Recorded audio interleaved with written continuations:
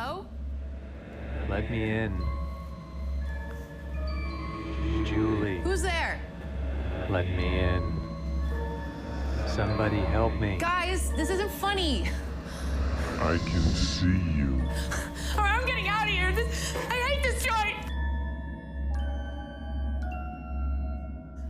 Hey, man. Oh, my God, finally. I think the intercom's broken. I've been ringing that thing for like 20 minutes. I'm sorry.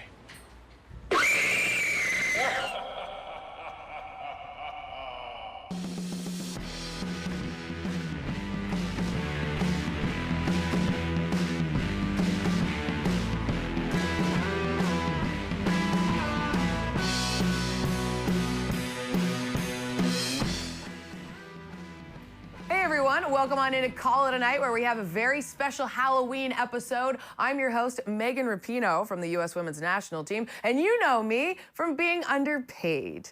Now, we have a great epi to all of you ghouls and ghosts. Get you ready for a night of fright. We're so thrilled also to get spooky with the one and only former Super Bowl champion, member of the New York Giants, Amani Toomer. Thank you so much for coming to our show here today. Round of applause. Right. And what are you dressed as for Halloween today? Well, I'm dressed as me. Yeah.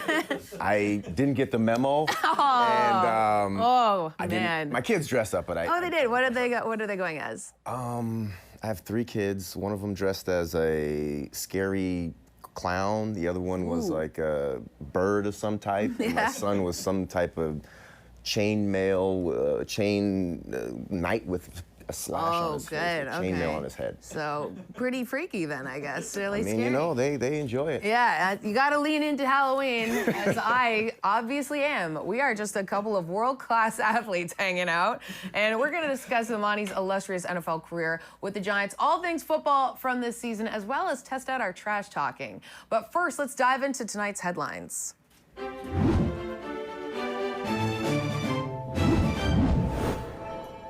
The Washington Nationals beat the Houston Astros in Game 7 to win the World Series. The Nationals went on to score the go-ahead run in the 7th inning, which had them saying, "Thank God they have Osuna."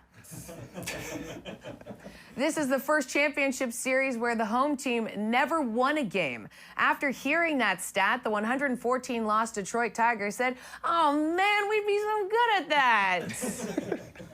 Because they suck. As of Wednesday, the 2019 World Series was on track to be the least watched ever, specifically by umpires. Umps missed several calls during the series, including a controversial interference call in Game 6, which most everyone in Washington is blaming on Russia. The spotty calls could mean robot umpires in the near future. Experts say the technology is almost ready. They just need to find a non-lethal way to break up brawls. Those robots are feisty. After a Game 6 loss, Astros pitcher Justin Verlander is now 0-6 in World Series starts. When asked if there was anything positive he could take away from these games, he simply pointed at his wife. Pretty good. Bud Light sent the Nationals fan who refused to drop his beers to catch a home run ball during Game 5 to Game 6 in Houston. Upon seeing someone who can't catch get to the World Series, he was immediately hired by the Mets. Because they also suck. After hitting a first-inning go-ahead home run in Game 6 of the World Series, Astros' Alex Bregman carried his bat to first base. He apologized for it afterwards, saying his emotions got the best of him. It's the first time anyone from Houston has been forced to apologize since last week. Yeah, Astros are just getting it. The NFL trade deadline has come and gone with almost no deals made whatsoever. In fact, there was less action than in Mike Pence's bedroom. Ooh. That is a fact. The Jets' Jamal Adams attacked the team's general manager, Joe Douglas, on Twitter, saying he told Douglas last week that he wanted to remain with the Jets, but the GM blindsided him by going behind his back and shopping him to other teams. Went around your back and blindsided you? Now you know how Sam Darnold feels. Poor kid. Browns quarterback Baker Mayfield walked out of a press conference Wednesday after a heated exchange with a reporter. Further proof that even a media blitz is too much for him. If you can't handle the heat, get out of the Freddie Kitchens. That's from Todd, who's on camera right there. Wow. Credit Todd. Wow. NCAA Board Chair Michael V. Drake said paying players is a natural extension of the numerous steps NCAA members have taken in recent years to improve support for student athletes.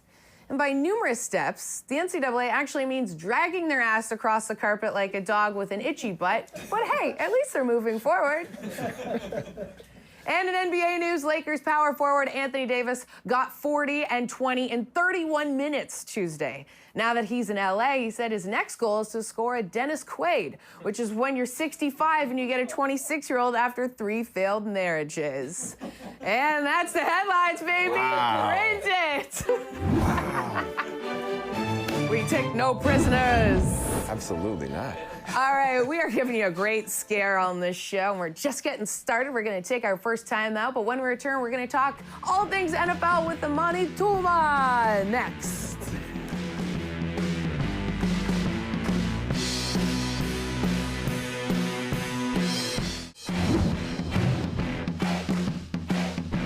In 2002, Rondé Barber was a mere cornerback for the Tampa Bay Buccaneers, but he was guarding Antonio Freeman of the Eagles.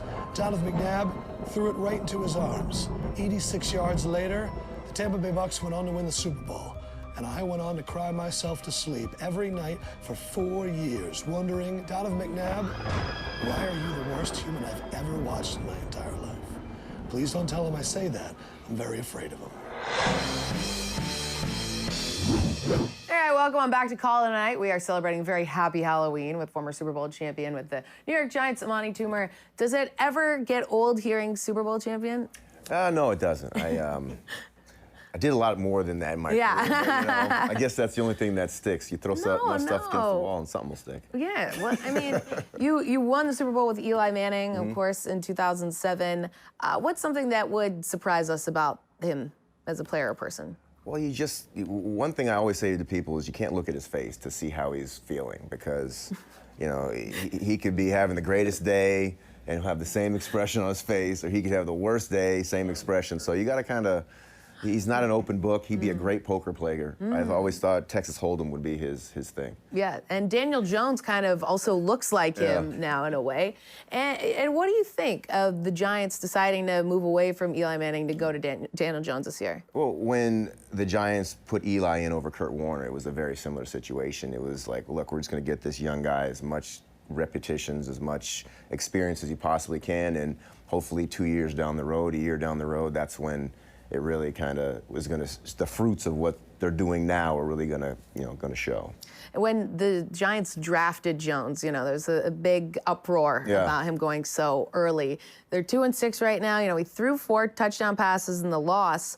How would you rank his start as a rookie so far? I think ranking rookies, quarterbacks, is a tough thing to do because there's a lot of rookies that come out and they play really well.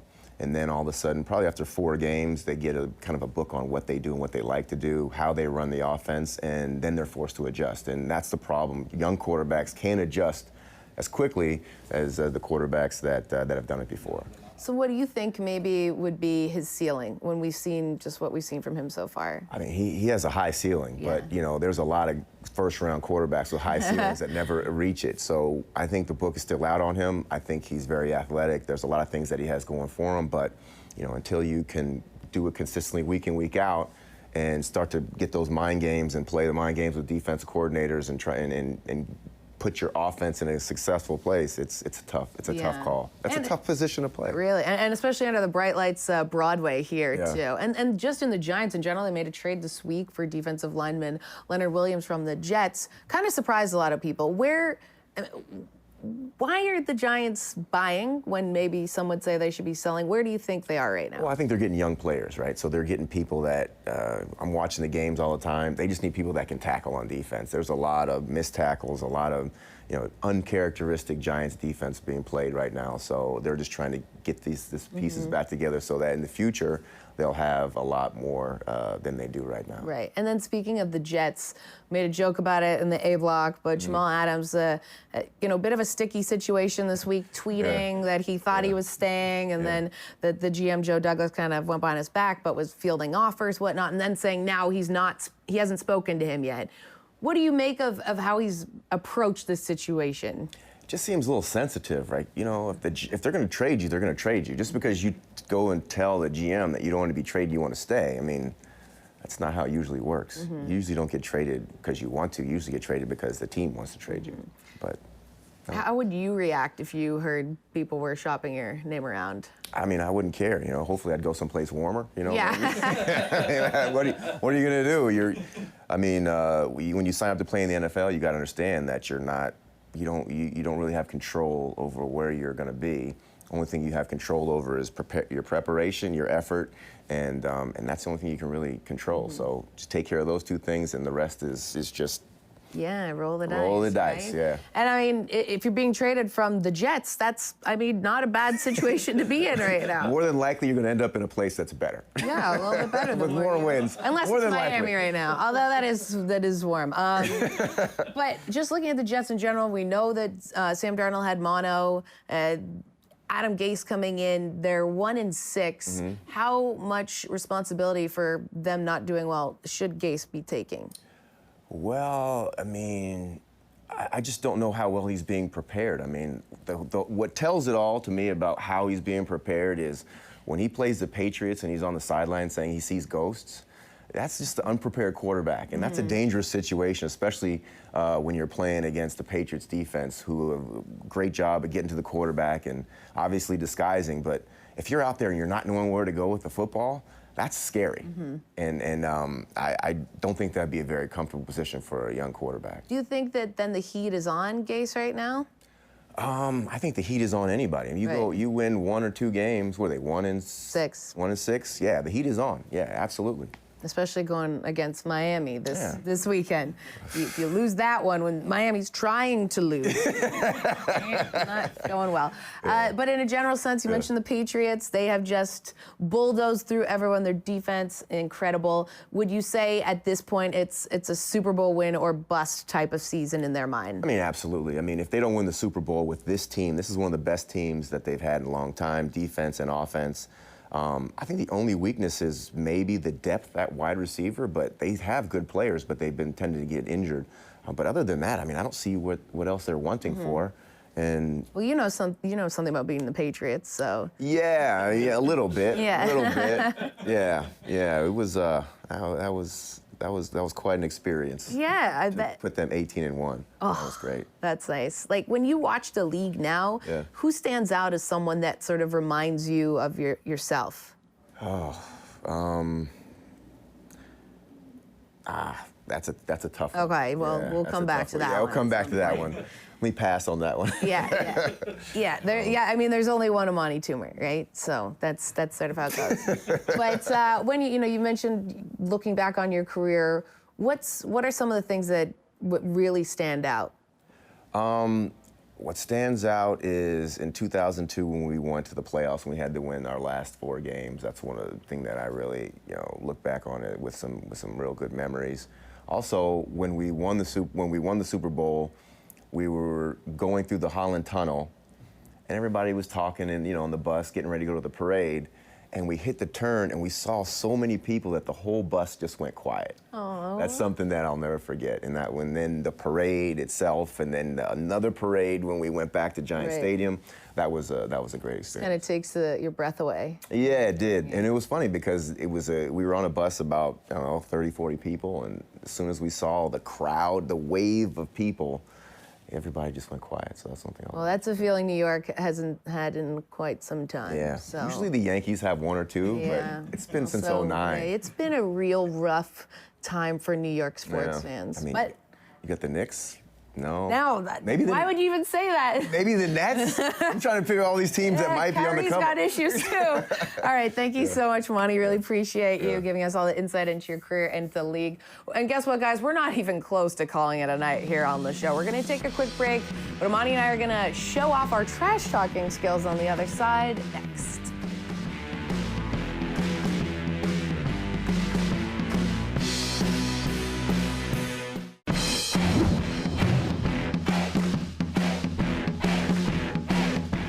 Welcome back. We've got a Super Bowl champion. I'm a two-time World Cup champion, Megan Rapinoe, duh. And we've heard a lot of jerk fans in the crowds or trolls on Twitter. And hey, we've slung some of this slang ourselves on the field, which means it's now time for Chirp in the Blanks.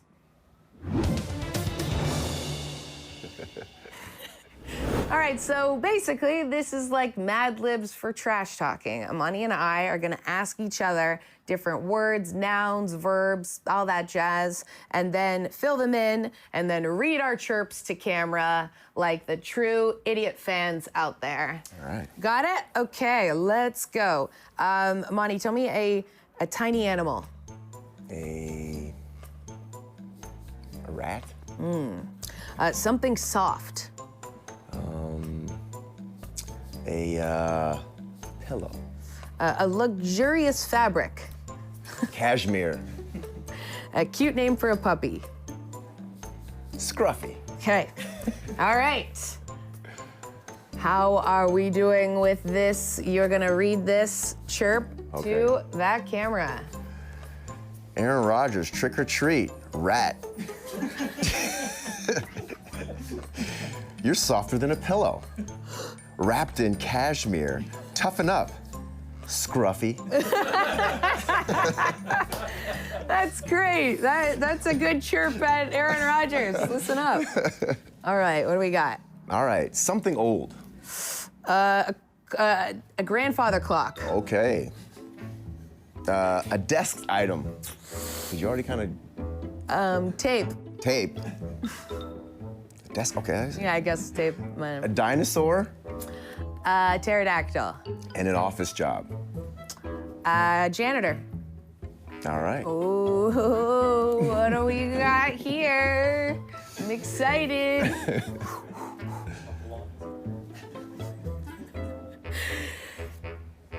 Should I say the first name too? Or no? All right. Hey, Tom Brady, you're as old as a grandfather clock and dumb as tape. If I didn't know better, I'd think I was watching the fossil of a pterodactyl janitor.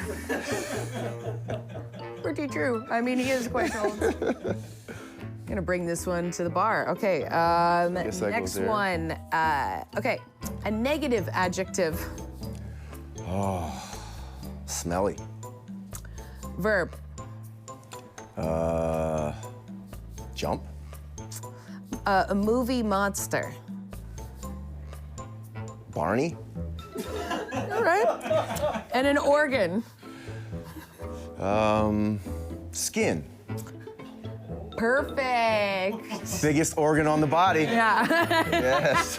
Tips. Okay, so read that like emphatically All right. towards that camera. Hey, Zeke. Your smelly career is like a horror movie. Watching you jump around the field makes me wish Barney would tear out my skin Good. There you go. and leave me for dead. Oh, there was more. There was more. I don't know. That one, I could have picked some better ones. Hey, you never know when the heat's on when you're trash talking. You think of it in the end. Okay. All right. You got one for me? Yes, here we go. A one syllable noun. Pole. Okay. This one's great. A Disney princess. Oh, Jasmine. It's my daughter's name. Very good. Oh, nice. A Jersey Shore cast member. Oh, Snooki. All right.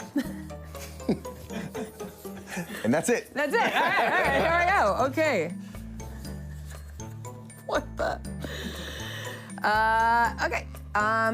Hey, OBJ, happy Halloween, you pole. A lantern. Are you gonna wear your Jasmine costume or your Snooki costume? I'd like to know. Both are great. Pole lantern. You can use that one. Good old pole lantern. Okay, these are really, really great. I think. Yeah, I'm biased here. Okay, tell me an NFL player. Daniel Jones. Okay, good one. Yes. Thing you do in football. Block. Okay, perfect. Small animal. I keep going for the rodents, so let me go. Let me go to frog. Okay, frog. I like where this one's headed. All right. Yeah, give it to us. Hey, Daniel Jones, you should quit playing football because watching you block is like watching a small frog who has been lab tested for an extremely experimental drug to help play football. It's a bit wordy, but it gets the point across, I'd say. But that wouldn't be that bad because Daniel Jones doesn't block. I know, but that's what makes it so good. You'd hear you say it and be like, what's that guy saying? That's one of those ones with somebody where they trash talk, you just kind of be like, Oh, yeah. that doesn't make Did you hear any good ones? I just remember being so tired that I don't remember. I just remember. Yeah, that's the only thing going on in there. That's all I remember. Yeah. Trying to catch my breath. Yeah, well. Can't waste your breath. No, you can't, especially when you're running as much as you are. Yeah. So I guess it's up my turn. Yes. All right. I love this. Last one. Let's see what we got. All right. Another term for ghost. Casper? That's what the cool kids say. What does this? What does the survey say? What does the survey? Bing, bing, bing. All right, we're good. An adjective. Jazzy. Oh, like jazz fingers? I like that. Halloween item. Mask. All right. I'm not sure how this one's gonna turn out. I don't think this one's gonna go so great. Okay. Hey, Julio Jones. Boo! No, I'm not Casper. I just hate how you play. You're too jazzy to play football. Maybe with that face, you should try being a mask instead. Yeah, pretty much works. Good. All right, I think we have a lot of ammo in the tank for this weekend at football. Thank you so much, Amani, for playing along on our yokes here on the show. Okay, folks, we're not going anywhere. We've got more spookiness on the other side of Call It a Night, only on Fubo Sports Network.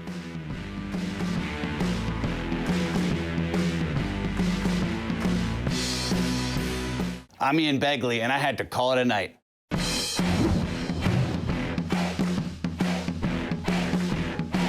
All right, folks, so hope everyone's having a happy and safe Halloween. Before we let Amani go, what do you have on the docket? Well, I do the Giants post-game show. I do little random things for the NFL every once in a while. I've been investing heavily in the cannabis space. And I'm running around trying to chase 3 kids, which is not an easy thing to do. It's tough. It adds up, right? Yeah. No, I cycle as well, and I've got my blue belt in jiu-jitsu. So wow. Trying to keep myself going. No big deal over here. Well, thank you so much for joining us here today and having a little fun. That's it for us here on Call It a Night. Make sure to catch Drinks with Binks, 8 p.m. Friday on Fubo Sports Network. Have a happy Halloween, folks. Give out the big chocolate bars. We're going to call it a night.